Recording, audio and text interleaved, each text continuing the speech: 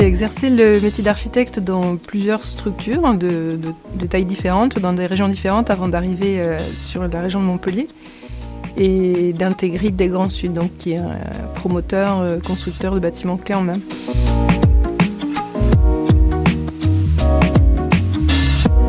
C'est un petit peu le hasard qui m'a amenée ici et ça fait depuis 7 ans.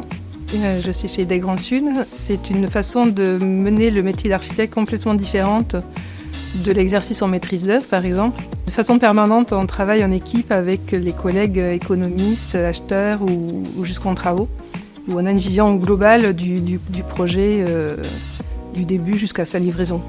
Si le projet démarre de zéro, et c'est ce que je préfère, on part d'une feuille blanche, d'un terrain vierge, d'un programme plus ou moins précis.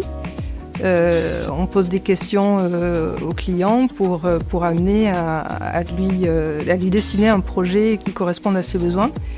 Et on l'amène jusqu'à la livraison avec nos collègues des travaux. Donc ça passe par toutes les phases de la conception jusqu'à la livraison, sur laquelle on intervient assez peu, mais on regarde un petit peu comment les choses sont construites et c'est toujours satisfaisant d'arriver à la livraison d'un projet et de reconnaître ce qu'on a prévu au départ.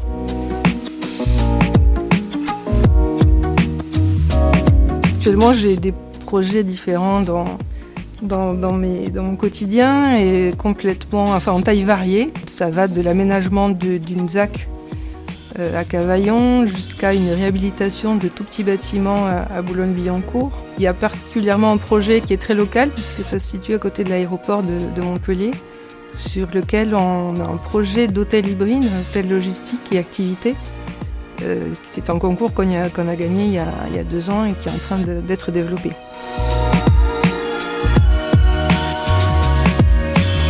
Les principaux défis, pour le moment, c'est la mise au point du projet, les dernières mises au point programmatiques avec notre maître d'ouvrage, puisque c'est un concept novateur de bâtiment qui intègre plusieurs fonctions en verticalité. Donc on fait de la logistique et de l'activité de manière verticale pour économiser du terrain. Les principaux défis en ce moment, ce sont justement les interfaces entre le programme, les contraintes normatives de sécurité ou de limites de hauteur urbaine.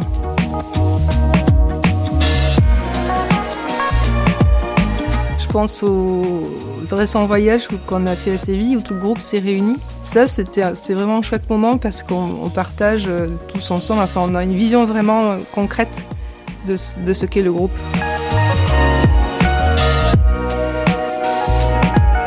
C'est finalement une liberté de conception, une autonomie et le support constant des équipes.